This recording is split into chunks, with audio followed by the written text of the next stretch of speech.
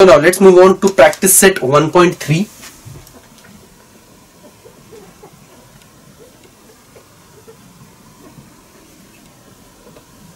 Okay हमारा first question है इसमें, in the figure angle ABC is equal to 75 degree. Okay, अब मुझे ये फिगर गिवन है कुछ ऐसा,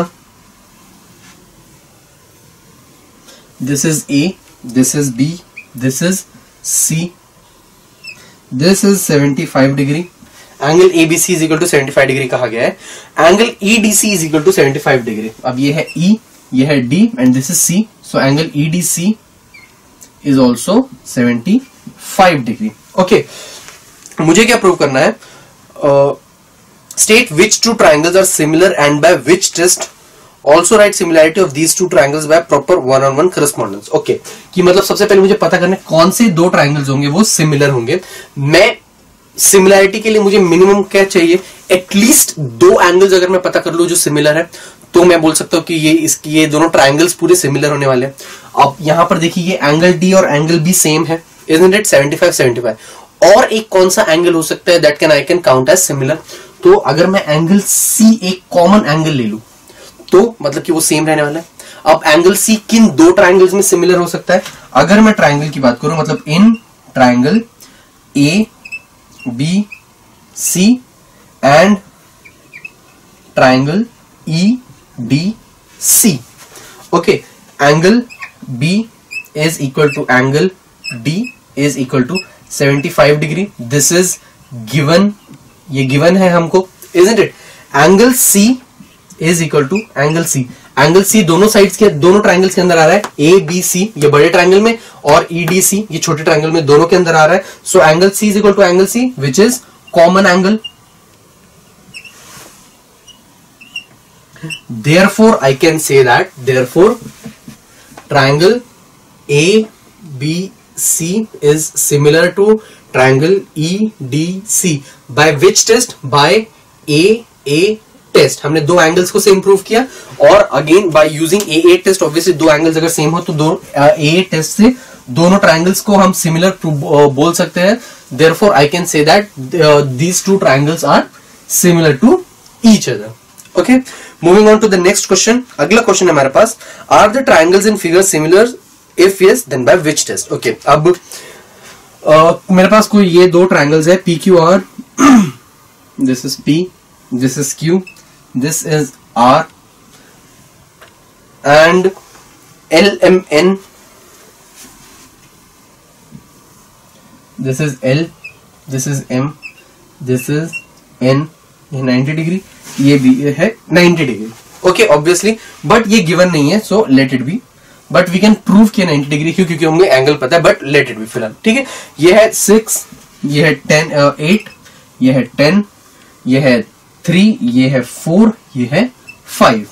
ओके, ये चीजें गिवन है। Now in triangle P Q R and triangle L M N, इन दोनों ट्राइंगल्स के अंदर P Q divided by L M,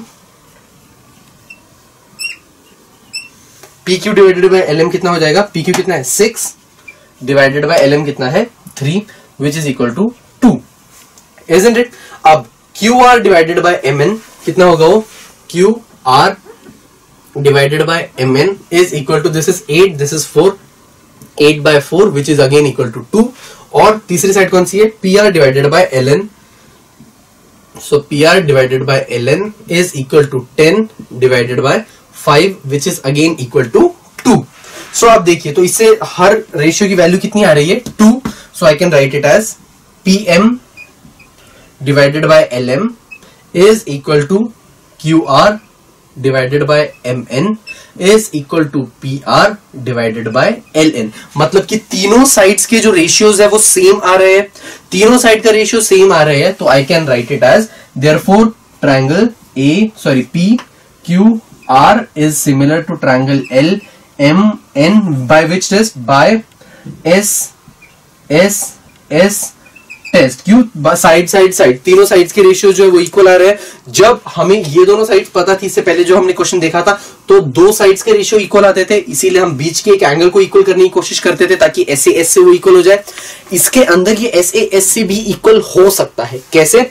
ये 90 डिग्री होने वाला है, sorry this one is going to be 90 degree, this one is also going to be 90 degree. कैसे? Pythagoras theorem, square of 8 कितना होता है? 64 प्लस स्क्वायर ऑफ 6 कितना होता है? 36। 84 प्लस 64 प्लस 36 कितना होता है? 100। 100 मतलब कि, और रूट ऑफ 100 इज 10, मतलब कि पाइथागोरस थ्योरम ये सेटिस्फाई कर रहा है, and so will this. So Pythagoras satisfy कर रहा है, so I can directly write it as these are 90 degree, मतलब these angles can contain 90 degree, या फिर these are right angled triangles. ठीक है, अब वो राइट एंगल ट्रायंगल है, तो ये SAS सिमिलैरिटी से भी मैं इक्वल प्रूव कर सकता हूं, बट इजीली ये SSS सिमिलैरिटी या फिर साइड साइड साइड सिमिलैरिटी से सिमिलर प्रूव हो सकता है। So why to bother in proving them right angle, और क्योंकि it will increase the length of the solution which also increases the chances of making mistakes। ठीक है, तो उसको अवॉइड करने के लिए जो shortest way we will proceed through that। चलते हैं क्वेश्चन नंबर 4 की तरफ। इन ट्राइंगल ABC, अब मेरे पास फिगर ये गिवन है कि this is my figure, this is A, this is B, this is C। अब यहां से एक परपेंडिकुलर है, यहां से एक परपेंडिकुलर है, this is 90 degree and this is also 90 degree, this is given. अब this is P and this is Q। अब मुझे क्या कहा गया है? AP is perpendicular to BC, ये वो कहा मैंने, AP is perpendicular to BC and AQ is perpendicular to AC। Then prove that CPA is similar to CQB, ये मुझे प्रूव करना है। AP कितना है? 7 है, AP is 7, okay, and BQ is 8, BQ is 8, मतलब कि ये पूरा कितना है? 8, और ये पूरा कितना है? 7, और BC is equal to 12, BC is equal to 12। Find the value of AC, मुझे AC की वैल्यू को भी फाइंड आउट करना है। सबसे पहले मुझे क्या करना है? I need to prove CPA is similar to CQB। Okay, to prove